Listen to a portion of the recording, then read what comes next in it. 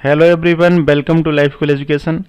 देखिए 2020 के पेपर 1 के हम लोग 2 सेट कर चुके हैं और ये है मैथमेटिक्स के क्वेश्चंस का set 3।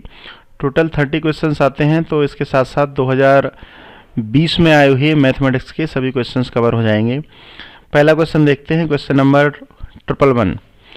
If A and B are 2 distinct natural numbers, तो आपको ये बताना है कि इन चारों में से सही स्टेटमेंट कौन सा है। एक तो होता है पूरा एनालिसिस करके सॉल्व करना, दूसरा होता है ऑप्शन में वैल्यू पुट करके चेक कर लेना। नेचुरल नंबर आपको पता है 1 2 3 4 5 से लेकर इन्फिनिटी तक आप ले सकते हैं, ये सभी नेचुरल नंबर्स होते हैं।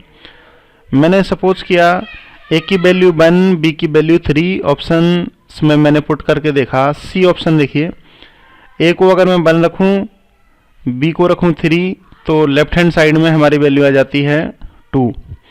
राइट हैंड साइड में जो वैल्यू आती है वो इससे बड़ी वैल्यू आएगी, तो हमारा ऑप्शन सी हो जाएगा करेक्ट आंसर। आप चेक करके देख सकते हैं, आप कोई और वैल्यू रख के भी चेक कर सकते हैं। नेक्स्ट क्वेश्चन है क्वेश्चन नंबर 112।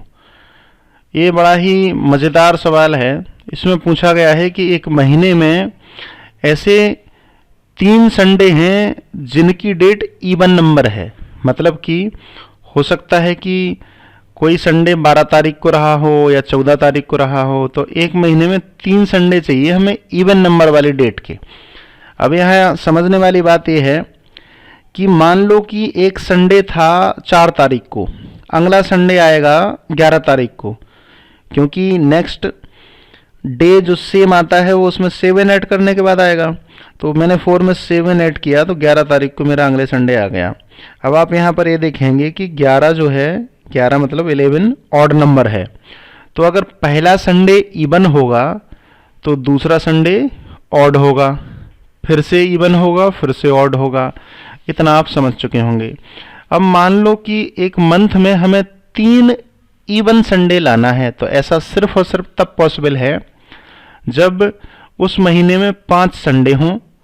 पहला संडे इवन हो, दूसरा ऑड हो, देन इवन ऑड वाली केजरीवाल टाइप की कहानी, और इस तरह से हमारे 3 संडे हो जाएंगे इवन और बाकी के बचे हुए 2 संडे हो जाएंगे ऑड। यहाँ देखो, पहला संडे था 2 तारीख को, 2 इवन है। अगला आएगा 9 को, नेक्स्ट आएगा 16 को, 16 में फिर से आप 7 ऐड करें 23 को, और 23 के बाद जो संडे आएगा वो आएगा 30 को। तो इस तरह से इस मंथ में 2 तारीख को, 16 तारीख को, 30 तारीख को 3 संडे आ गए जो कि इवन डेट पे हैं। आपसे पूछा जा रहा है कि 15 तारीख को कौन सा दिन था। अगर 16 तारीख को संडे होगा तो निश्चित रूप से 15 तारीख को सैटरडे होगा। ऑप्शन सी करेक्ट हो जाएगा। क्वेश्चन नंबर 113 देखिए, XYZ का शेयर दिया है 2:3:7 और 6,000 रुपीज़ हैं। इनको आपको डिस्ट्रीब्यूट करना है तीनों के बीच में और बाई का शेयर बताना है। तो सिंपली आप यहाँ से कर सकते हैं 3/2 + 3 + 7 करेंगे तो आएगा 12। तो 3/12 इंटू 6,000 और सॉल्व करने के बाद आंसर आएगा A 1500। Next question, question number 114। The measure of an angle whose supplement is 3 times as large as its complement. देखिए मैथमेटिक्स में ये 2 एंगल बड़े कंफ्यूजिंग होते हैं, कॉम्प्लीमेंट्री और सप्लीमेंट्री। कॉम्प्लीमेंट्री वो 2 एंगल हैं जिनका सम होता है 90 डिग्री, और सप्लीमेंट्री एंगल वो 2 एंगल हैं जिनका सम होता है 180 डिग्री। जब आप भूल जाएं तो याद रखें कि अल्फ़ाबेट में सी पहले आता है, एस बाद में आता है, यानी कि सी छोटा हुआ तो कॉम्प्लीमेंट्री वाले का सम 90 डिग्री, एस अल्फ़ाबेट में बाद में आता है, बड़ा होता है, तो सप्लीमेंट्री एंगल्स का सम 180 डिग्री।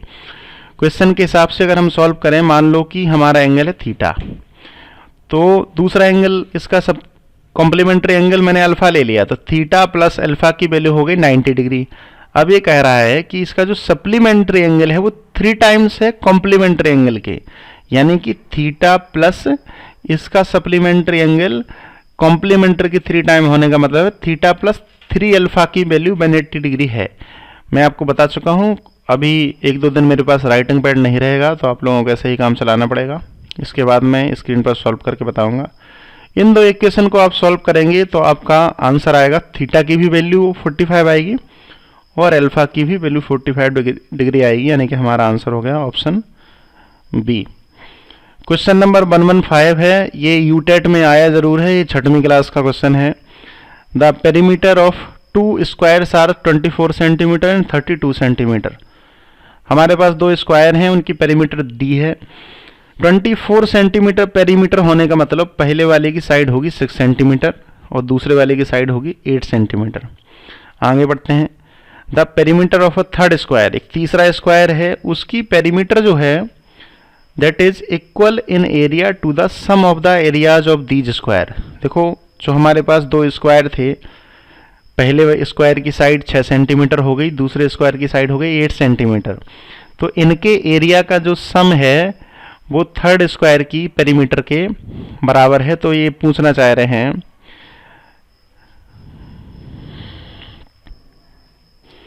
तो हमें यहाँ पर थर्ड स्क्वायर की पेरीमीटर बतानी है। देखिए, पहले वाले का एरिया हो गया 36 सेंटीमीटर स्क्वायर, दूसरे का एरिया हो गया 64 सेंटीमीटर स्क्वायर, सम किया तो आ गया 100 सेंटीमीटर स्क्वायर। 100 सेंटीमीटर स्क्वायर अगर थर्ड स्क्वायर का एरिया है तो उसकी साइड होगी 10, और साइड 10 है तो स्क्वायर में 4 साइड होती हैं, तो उसकी पेरीमीटर हो जाएगी 40 सेंटीमीटर। बड़ा ही सिंपल सा क्वेश्चन है, आप लोग सॉल्व करके देख सकते हैं। Question number 116, A P squares of each side 1 mm। हमारे पास पी स्क्वायर हैं और उसमें सभी की साइड 1 mm है। Makes a square of side 1 centimetre, then P is equal to, कुछ नहीं है, सिंपली आपको क्या करना है कि p नंबर ऑफ स्क्वायर हैं, सबकी साइड 1 mm है और उनसे मिलके एक स्क्वायर बना जिसकी साइड 1 सेंटीमीटर। mm को आप लोग जानते हैं 10⁻³ का मल्टीपल करके आप मीटर में कन्वर्ट कर सकते हैं, और 10⁻² का मल्टीपल करके सेंटीमीटर को मीटर में कन्वर्ट कर सकते हैं।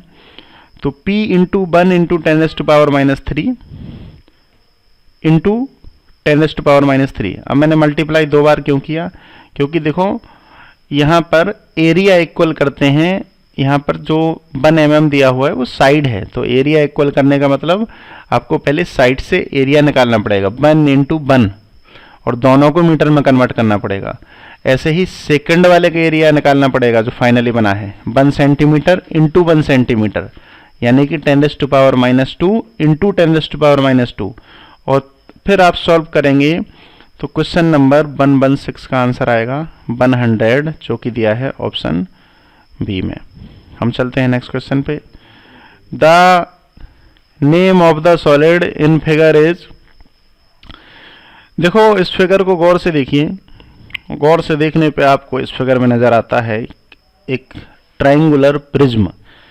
ट्रायंगुलर क्यों, इसका शेप आप देख सकते हैं ट्रायंगुलर है, और प्रिज्म क्यों, पिरामिड क्यों नहीं, क्योंकि पिरामिड का जो टॉप में कॉर्नर्स होते हैं वो सिर्फ एक होता है, इसमें टॉप में जो पीक है या कॉर्नर पॉइंट हैं वो 2 हैं, इसलिए ट्रायंगुलर प्रिज्म होगा ना कि पिरामिड। हमारा ऑप्शन सी हो गया right answer. Now moving to next question, that is question number 118। मतलब इस सवाल में हमसे पूछा गया है the average of 5 conjugative natural numbers is m। देखो, जैसे ही मैंने m को देखा मुझे याद आया 5 कंजुगेटिव नेचुरल नंबर्स का मतलब 1 2 3 4 5, सबको ऐड कर दो, 5 से डिवाइड कर दो, आपको मिलेगा 3। तो इनिशियली 5 नेचुरल नंबर्स का जो एवरेज होगा वो होगा 3, और अगर आप अगले 3 नेचुरल नंबर्स यानी कि 6 7 8 को और ऐड करके उनका एवरेज निकालेंगे तो वो आएगा 4.5। दोनों के बीच का डिफरेंस पूछा गया है तो डिफरेंस हो जाएगा 1.5, यानी कि option B is the right answer. Question number 119, देखिए क्वेश्चन नंबर 119 में दिया है the ratio of the principal and the simple interest of 5 years is 10:3। आपको पता है एक फॉर्मूला होता है simple interest equal to principal interest into rate into time upon 100।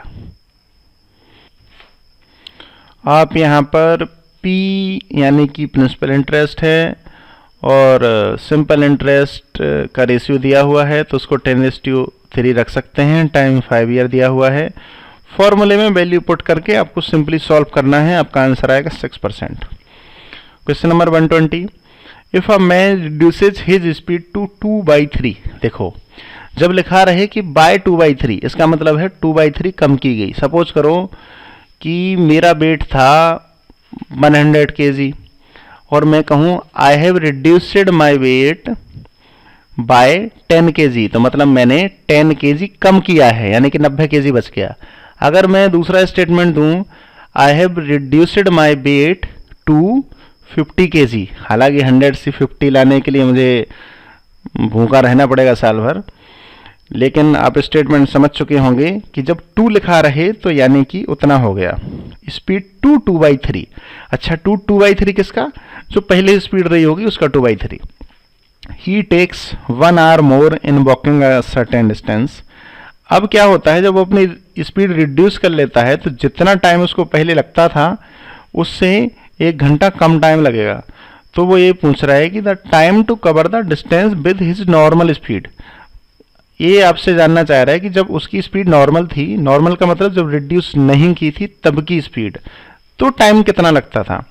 देखिए दोनों केसेस में, पहला केस जब नॉर्मल स्पीड थी, दूसरा केस जब स्पीड रिड्यूस हो चुकी थी, एक चीज कॉमन है और वो कॉमन ये है कि डिस्टेंस सेम है। आप फॉर्मूला लगाइए, speed equal to distance upon time, पहले में हो जाएगा S equal to D upon T. दूसरा फॉर्मूला होगा स्पीड, इस बार स्पीड कितनी होगी 2/3s equal to distance D same रहेगी अपॉन टाइम। कह रहा है 1 घंटा ज़्यादा लगता है तो t+1, दोनों को इक्वल कर दो, दोनों डिस्टेंसेस को इक्वल कर दो, सॉल्व करो। सॉल्व करने के बाद आपको बड़ा ही सुंदर प्यारा आंसर मिलेगा और वो आंसर होगा 2 hours। तो इस तरह से हमारे मैथमेटिक्स के 30 क्वेश्चंस कवर होते हैं। जिन लोगों ने पिछले 2 वीडियोस नहीं देखे वो भी इन वीडियोस को देख लें, चैनल को सब्सक्राइब कर लें। उत्तराखंड टीईटी का लगभग सारे पेपर्स यहाँ पर आपको सॉल्व कराए जाएंगे और सारी अपडेट जो भी यूटेट से रिलेटेड होगी वो आपको मिलेगी। आशा करता हूँ आप लोगों को ये वीडियो अच्छा लगा होगा। चैनल को सब्सक्राइब करना मत भूलिएगा। जय हिंद।